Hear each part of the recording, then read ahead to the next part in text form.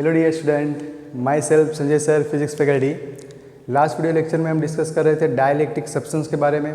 Okay student, तो कि क्यों डाइलेक्ट्रिक सब्सटेंस के बारे में स्टडी कर रहे थे वो डिस्कस कर लेते हैं। तो कि हम कैपेसिटर वाला पार्ट पढ़ रहे थे। कैपेसिटर का वर्क क्या है? तो कि कैपेसिटर का वर्क है एनर्जी को स्टोर करना, चार्ज को स्टोर करना। और हमारा टारगेट क्या है? तो हमारा टारगेट ये है कि जो हमारे पास पैरेलल प्लेट कैपेसिटर है, ओके, पैरेलल प्लेट कैपेसिटर का सर्किट सिंबल ये होता है। अभी इस कैपेसिटर का जो कैपेसिटेंस का वैल्यू है, पैरेलल प्लेट कैपेसिटर का कैपेसिटेंस का जो फॉर्मूला है वो था अपना C=ε/A/d। ओके, तो हमारा टारगेट क्या है? तो कि कैपेसिटर के अंदर हम मैक्सिमम चार्ज स्टोर कर सकें, मैक्सिमम एनर्जी स्टोर कर सकें इसमें। तो यहाँ पे हम मैक्सिमम चार्ज स्टोर करना चाहते हैं तो हम क्या कर सकते हैं? तो कि हम ये एरिया और डिस्टेंस के अंदर दो प्लेट के बीच का जो डिस्टेंस d है, या तो प्लेट का जो एरिया a है, मतलब a और d के बीच में कुछ चेंजेस करे, मतलब ये डिस्टेंस को कम कर दे दो प्लेट के बीच का, तो कैपेसिटेंस इंक्रीज हो जाएगा। एरिया को इंक्रीज कर दे तो कैपेसिटेंस इंक्रीज हो जाएगा। ऐसे करके हम कोई कैपेसिटर के अंदर की कैपेसिटी बढ़ा सकते हैं चार्ज स्टोर करने की। लेकिन हमें ये नहीं करना है, क्योंकि हमें डायमेंशन में कोई चेंजेस नहीं करना है।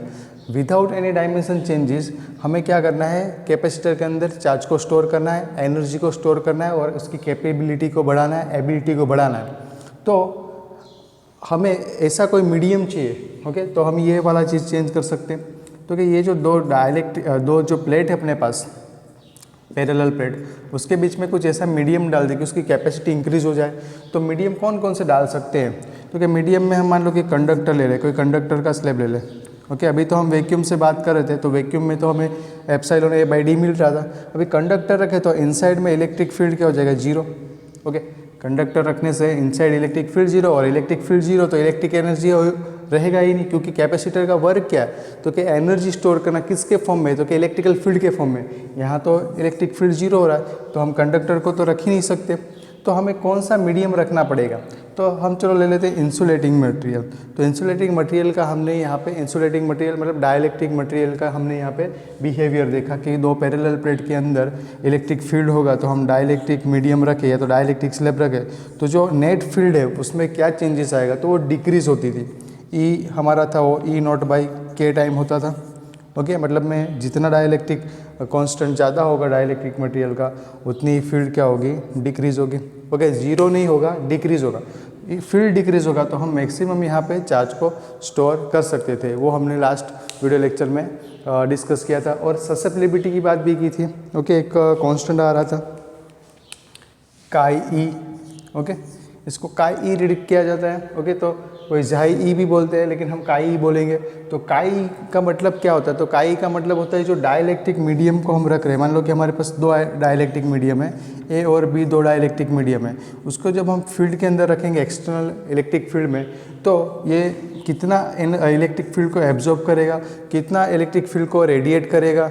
ओके, इलेक्ट्रिक फील्ड में इसका बिहेवियर कैसा होगा, जो ये प्रॉपर्टी शो करेगा, उसको हम क्या बोलते हैं?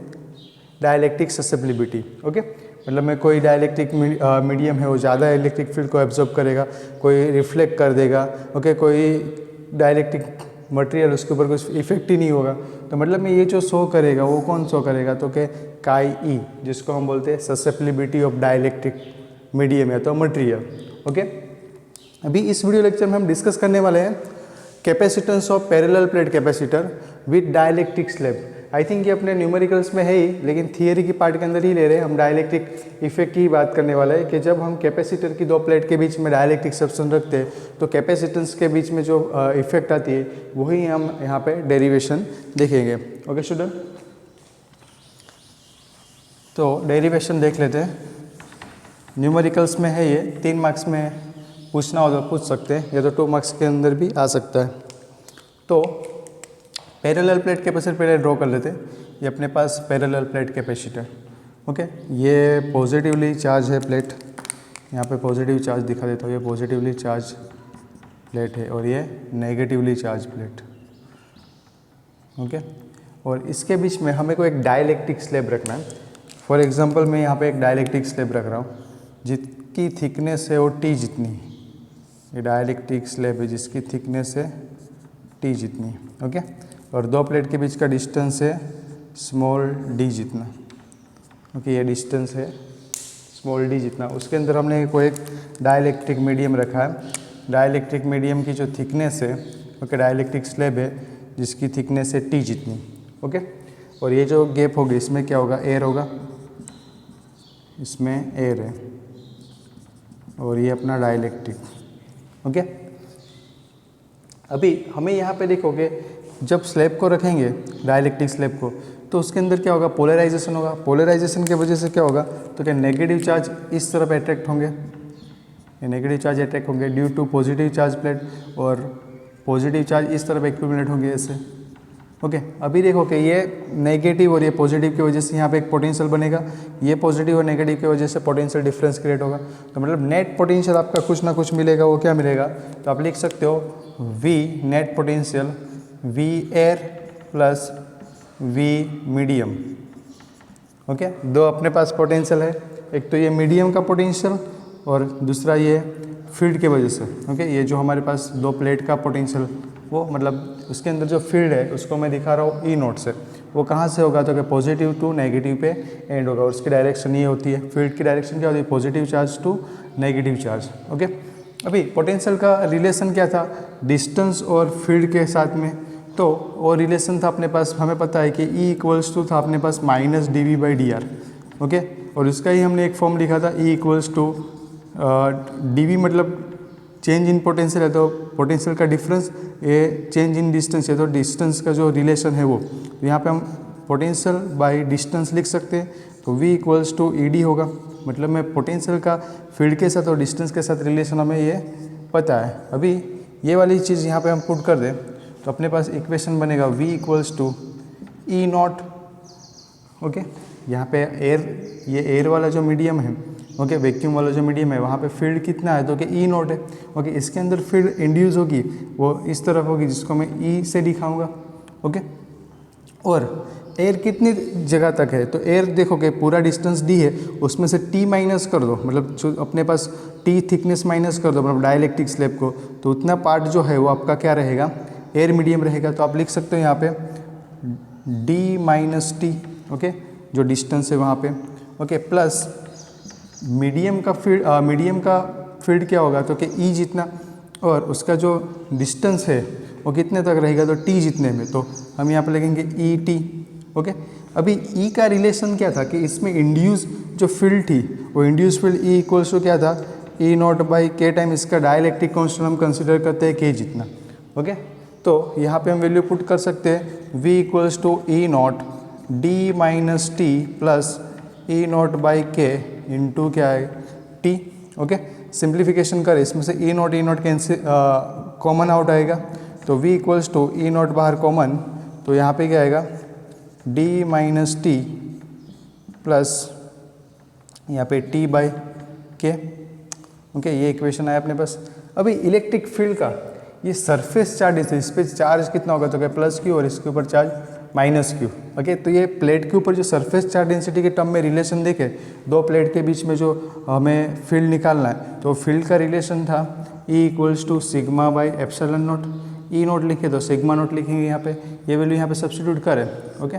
तो अपने पास आएगा V equals to sigma naught by epsilon naught, यहाँ पे D minus T plus T by K, okay. ये अपने पास इक्वेशन है। हमें निकालना है कैपेसिटेंस, तो कैपेसिटेंस का फॉर्मूला क्या होता है, C equals to Q by V, okay. तो C equals to Q, denominator में B की वैल्यू क्या है, तो ये वाली है, ओके। इसमें और सिंप्लीफिकेशन कर लेते हैं, V equals to sigma equals to क्या होता है, सिग्मा इक्वल्स होता है Q बाई A, यहाँ पे सिग्मा नोट है, वहाँ पे क्या आएगा Q बाई A, और एप्सिलॉन नोट तो है ही, और दूसरा जो इक्वेशन है D minus T plus T by K, okay. ये अपने पास इक्वेशन है। अभी ये V की वैल्यू यहाँ पे पुट कर दे, तो Q upon A epsilon note into क्या आएगा यहाँ पे, तो कि इंटू में आएगा D minus T plus T by K, okay. ये Q कैंसिल आउट, डिनोमीटर का डिनोमीटर कहाँ जाएगा, न्यूमरेटर में, तो C equals to A epsilon naught, या तो एप्सिलॉन नोट A, डिनोमीटर में क्या रहेगा आपका D minus T plus T by K, okay.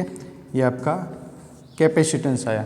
जब हम T थिकनेस वाली स्लैब को कहाँ रखें, पैरेलल प्लेट कैपेसिटर के अंदर रखे तो उसका कैपेसिटेंस का फॉर्मूला कुछ इस तरह से आएगा। ओके स्टूडेंट, अभी इसमें स्पेशल केस ले लेते हैं कि डाइलेक्ट्रिक जो मीडियम ही ना हो तो आपका कैपेसिटेंस क्या होगा एयर के लिए।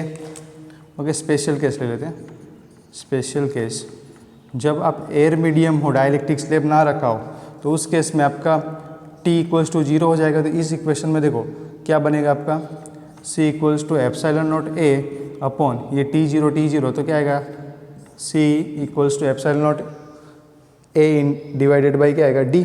लेकिन डाइलेक्ट्रिक मीडियम जो है उसकी थिकनेस, मान लो कि डाइलेक्ट्रिक जो मीडियम है यहाँ पे उसकी thickness T equals to D के बराबर हो तो आपका जो इक्वेशन है वो चेंज हो जाएगा। देखो T इक्वल्स टू किसके बराबर हो जाए, D के बराबर हो जाए, तो उस टाइम पे आपका C इक्वल्स टू आएगा epsilon A upon D minus D plus D by K।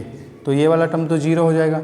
Okay, तो यहाँ पे क्या बनेगा एप्सिलॉन A इंटू के, डिनोमीटर का डिनोमीटर न्यूमरेटर में, और ये D ये तो कैंसिल आउट हो जाएगा ना ये वाला टर्म। तो ये वाला क्या होता है C होता है। तो अपने पास C इक्वल्स टू आया C नॉट इंटू के, मतलब कैपेसिटेंस इंक्रीज हो जाएगा K टाइम्स। ओके, तो यहाँ पे मेटल रखते हैं तो मेटल का डाइलेक्ट्रिक कांस्टेंट कितना होता है वो आपको पता होना चाहिए। मिनिमम डाइलेक्ट्रिक कांस्टेंट एयर का होता है, वैक्यूम का होता है 1। फिर कंडक्टर की बात करें, कंडक्टर का होता है इन्फिनिटी।